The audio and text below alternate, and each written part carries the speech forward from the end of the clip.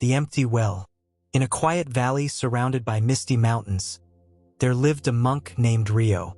Known for his calm presence and wisdom, he had spent years guiding those who sought peace. Yet, over time, something within him began to shift. The visits multiplied, the questions never ceased, and the temple grew filled with voices, prayers, and requests. Rio smiled and answered as always, but each word drained him more, as if drawing water from a well that was slowly drying. One night, after the last prayer, he sat by the temple pond. The moon reflected on the water's surface, but Rio felt no calm. He whispered to himself, "How can I give peace when my own heart is weary?" That question followed him into his dreams.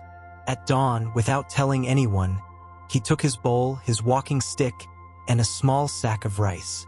Bowing to the empty temple, he whispered, "I have filled too many cups without remembering to drink from my own." And so, he set out into the mountains, seeking no answers, only silence. The echo of fatigue. The first days were difficult. Rio walked without a plan, letting his feet choose the path. As he entered the mountains, the silence deepened, dense as if the world itself breathed slowly. Inside him, however, the noise continued. Thoughts of past advice, repeated words, and unkept promises echoed like a relentless drum. One afternoon, he knelt by a stream and drank the cold water. His body felt relief, yet his spirit remained heavy. "I am exhausted," he whispered, "not from walking, but from carrying what cannot be seen." The wind moved through the pines, whispering like a sigh. Rio leaned on a rock and closed his eyes. The murmur of water lulled him into sleep. In his dream, he saw a cracked, dry field with a bottomless well. His own echo fell endlessly into it, unanswered. He awoke with a start. "My mind is that well," he thought. "I have let exhaustion pile up until I cannot hear the bottom." That night, he lit a small fire, realizing that even flames need care and patience. Perhaps the soul does too. The Wind Temple. At sunrise, Rio came upon an abandoned cabin in the forest, its roof moss-covered, windows open to the breeze. He decided to stay for a few days. No bells, no prayers, no students, just the whisper of the wind and the creak of bamboo. At first, he did not know what to do with the quiet. Meditation, chanting, or reflection all felt like exertion. Slowly, he allowed himself to do nothing. He watched the sunlight move across the floor, listened to the wind in the leaves, and felt the noise of his mind begin to ebb. One afternoon, as he swept fallen leaves, he noticed the wind helping him. He smiled, murmuring, "When I stop resisting, life cooperates." This simple realization created a small opening in his exhaustion. Healing did not require effort, just space and surrender. That night, he carved into a piece of wood. Silence heals not by forcing stillness, but by reminding you that you already are part of it. For the first time in months, he breathed without weight in his chest. Empty hands. Days passed slowly. Rio awoke with the crow's calls and slept to the stream's murmur. Time lost meaning, he simply was. One noon, while gathering firewood, he noticed his hands were covered in soil. He smiled, recognizing them for the first time in years. Hands no longer burdened by rituals or expectations, only human, touching the earth. He recalled all the times he had extended his hands to console or bless, never caring for them in return. "I have forgotten that the giver must also receive," he whispered. He washed his hands in the stream, not asking for anything, simply letting the water cleanse.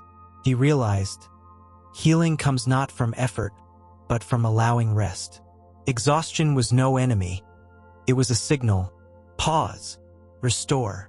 By evening, watching the fire dance, he felt a gentle sweetness. "The world can wait," he said softly. "I am part of the world that needs to rest." The rhythm of rest. Dawn brought mist and the soft glimmer of dew. Rio sat on a stone, listening. The wind through the trees.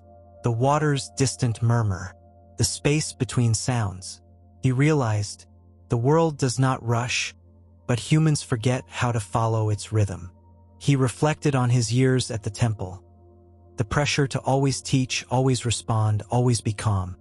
He understood now that it was forgetting his own humanity that exhausted him. Wisdom is not in constant calm, but in knowing when to stop before breaking. He let his breath flow freely, each exhale a surrender, a return to himself. Sunlight warmed his face. For the first time in a long while, he felt light, even fragile yet whole. Today I will do nothing, and it will be enough. The return of inner voice. As evening fell, Rio lit his fire again. He watched the embers glow quietly.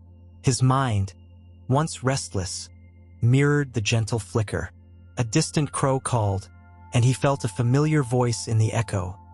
Not external, but the return of his own inner voice he had silenced for years. "You are back," he whispered. "You were never lost, only buried beneath noise." The voice needed no words. It only brought calm. That night he dreamed of the dry well again. This time, a small trickle of clear water emerged. The soul is not filled through effort, but through space.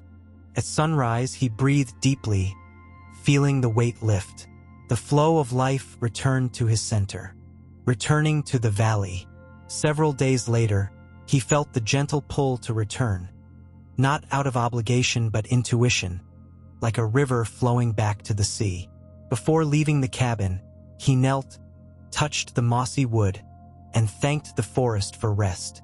Not for answers but for stillness. The journey back was familiar yet different. The forest seemed brighter, clearer, the path lighter.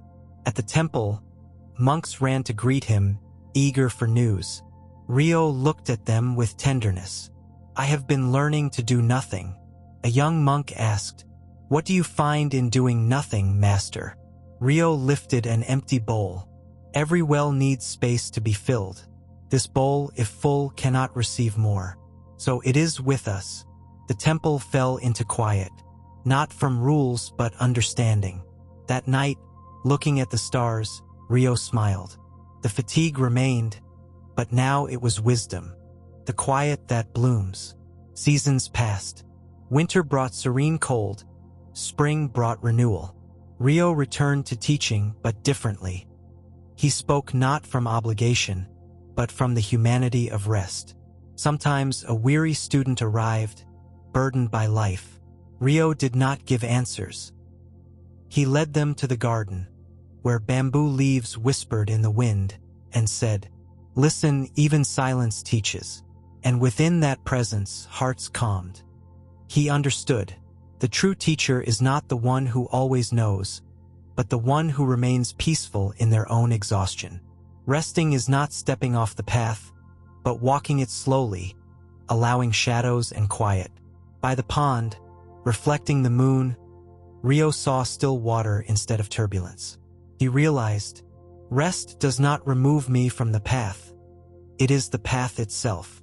He sat, breathed deeply, and felt complete. The world spun on, yet within all was balanced. Fire, silence, exhaustion, calm, all part of the same dance. Closing his eyes, he knew no further answers were needed.